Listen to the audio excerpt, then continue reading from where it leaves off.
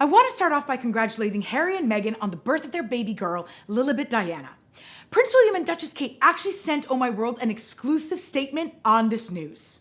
We and the children are overjoyed at the birth of Harry and Meghan's daughter, and we wish them all the best. That's nice. Even though they tried to slander us in the US media, we remain absolutely devoted to family and country and couldn't be more ecstatic that this young little girl will enjoy both British and US citizenship. Harry, you treasonous bastard. Cut. Shout out to my researcher Casey who had the idea for this opener. Okay, we got a lot going on, but before we start, please hit that subscribe button below and like this video. President Biden this week has left for his first trip abroad as President of the United States, and the theme of his trip is all about alliances and democratic values. The trip starts off with a G7 meeting in the UK, and the G7 includes the 7 largest advanced economies. So that's Canada, France, Germany, Italy, Japan, the UK, and the United States. And it actually used to include Russia up until 2014, when Russia decided to snatch Crimea out of Ukraine's hands. The G in the G7 actually stands for Glorious Geeks.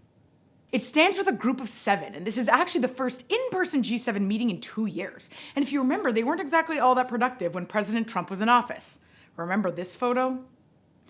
Unlike Trump, Biden is looking to center his foreign policy around the theme of reinforcing our international alliances, especially with countries that share democratic values. The argument being that if you strengthen your alliances, you can more effectively tackle global national security threats together. Now, the agenda for the G7 meeting this year will include the global pandemic, health security, global economic recovery, and climate change. And what's interesting is that classic national security threats like Iran and North Korea aren't on the agenda. And it's because we've got these massive other problems that if we don't address in a coordinated fashion, we won't be able to tackle the other 1,000 issues we have anyway. After the G7 Love Fest, Biden will go to Belgium to eat some waffles and French fries. That's actually not why he's going. He's going for the annual NATO summit, which stands for the North Atlantic Treaty Organization, and it includes 30 European and North American countries who are allied together in a defense pact, which means that if any one country is threatened, everyone comes to that country's defense. The organization was created after World War II, and it's Putin's biggest insecurity because they continue to grow and include countries that run up against Russia's border. Now, after NATO, Biden will go to Switzerland to meet with Russian President Putin himself, because as Biden said, he wanted to, quote, let him know what he wants him to know. We're going to talk about that next week when the meeting happens, but it's interesting because the Biden team very strategically planned this trip to start off by reinforcing American alliances, which then allows Biden to go into the meeting with Putin from a position of strength, especially when he explains what kind of behavior he's not going to tolerate. But more on that next week.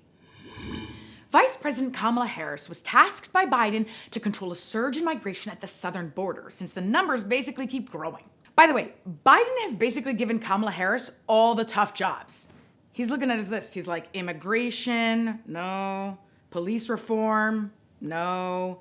Voting rights, definitely no. Migrant numbers have been steadily increasing since April 2020, but have sharply increased over the last few months. In fact, more than 178,000 migrants arrived at the southern border this April, which is the highest one-month total in more than 2 decades.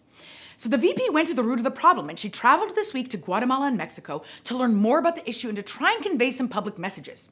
While she was in Guatemala, she talked about how the U.S. would help Central American citizens so that they can, quote, find hope at home. And she strongly discouraged them from crossing into the United States at the southern border. Strongly discouraged is actually kind of an understatement. She said, I want to be clear to folks in the region who are thinking about making that dangerous trek to the United States-Mexico border. Do not come. Do not come. I believe if you come to our border, you will be turned back. She received some criticism for her tone, and while messaging alone is not going to fix the problem, her strategy to decrease the number of migrants is to address their problems at home by improving people's security, creating economic opportunities, and combating corruption. Now, you may be sitting there thinking, why all this effort? Why should we care about problems in Central America when we have big problems here? And that's fair. But the thing is that given these are our neighbors, their problems become our problems.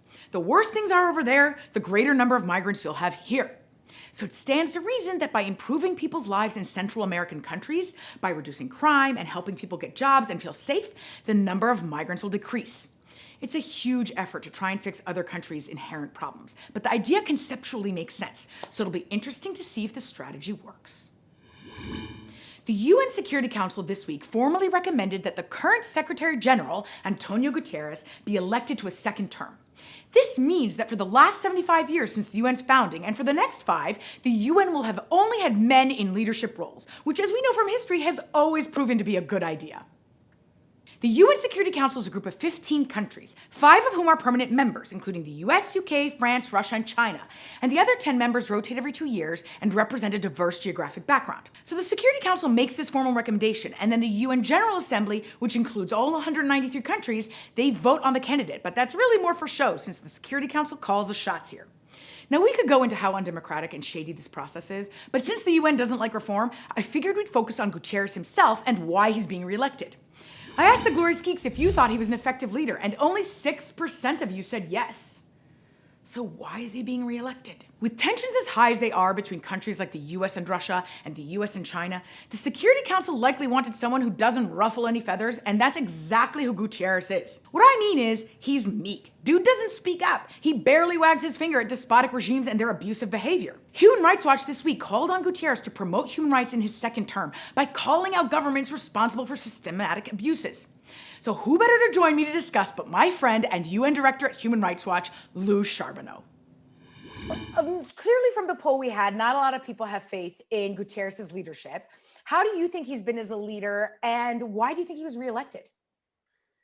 Well, I'm not surprised that a lot of people don't have faith in his leadership qualities, because over the past 5 years or 4.5 years since he took over the job, he's really been missing in action on so many major human rights crises.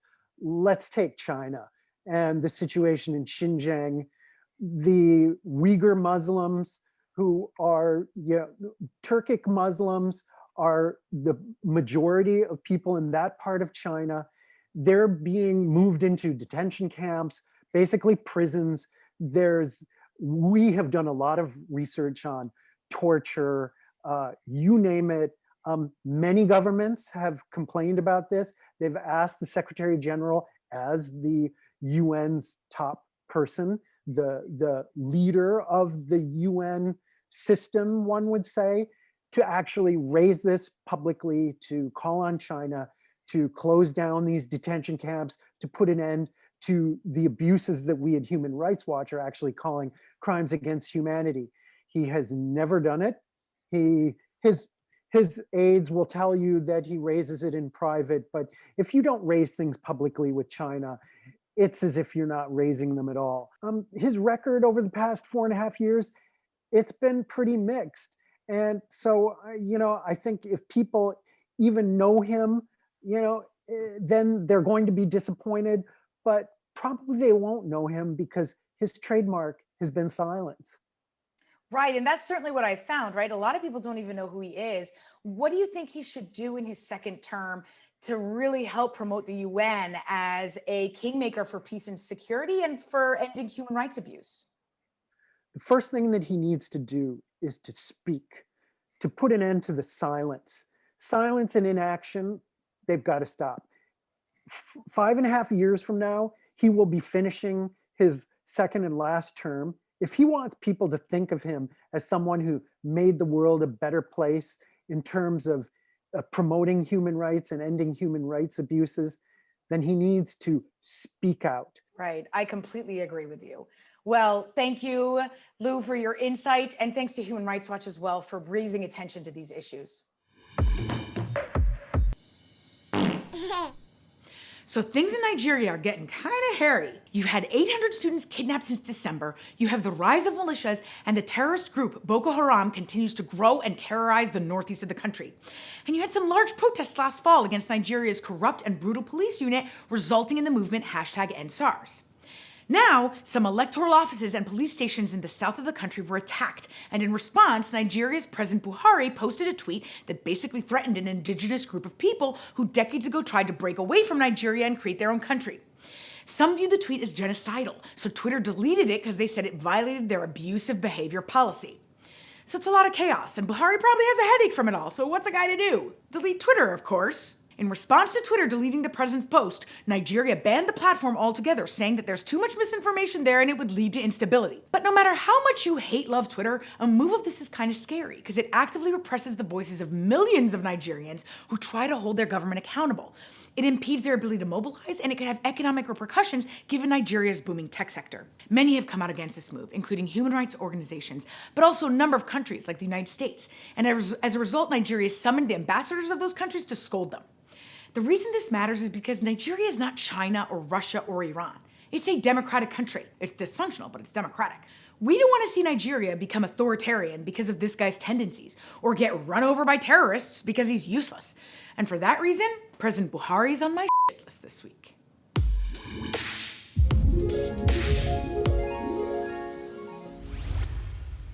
Denise Ho is the definition of a badass. She's an award-winning artist and activist based in Hong Kong, and she's a really interesting story that highlights how artists use their art and fame to galvanize people, advance causes, and promote change. She's a household name in Hong Kong, and she's got 12 studio albums and numerous film credits. In 2012, she became the first mainstream female singer in Hong Kong to come out, and since then has advocated for LGBTQ rights globally. In fact, her decision to come out publicly came after anti-discrimination legislation was shut down without any public consultation. What that means is that bosses in the workplace in Hong Kong are allowed to discriminate on the basis of sexual orientation. So she joined forces with another Chinese singer, and they created their nonprofit called Big Love Alliance, which promotes LGBTQ rights and fights discrimination. As if that wasn't enough, she then became a leading figure in Hong Kong's pro-democracy protests known as the Umbrella Movement. She's protested alongside Hong Kongers against China's repression and was actually arrested in 2014. She also addressed the UN Human Rights Council and has testified before the US Congress, calling on policymakers around the world to protect Hong Kong's freedom. But her bravery and refusal to be silent hasn't been without its challenges. She's basically been blacklisted in China, where her songs and social media accounts were removed. And she's been banned from performing or selling records in China, which originally made up 80 to 90% of her business. One of her biggest sponsors ditched her in 2016, and as a result, she now performs in shops and streetcars instead of stages and arenas. But she persists. Denise Ho's crushing it, and I hope she continues her inspiring fight for change in Hong Kong. Thanks, geeks! Before we end, take a look at these elephants that the internet is obsessed with. It's a herd of 15 elephants that have trekked over 300 miles across China, and they're lost and making a mess wherever they go. In towns, through farms, but they're kind of cute and everyone's obsessed with them, so we wish them the best. Please hit that subscribe button below and follow My World and Me on Instagram and Twitter. Stay fabulous.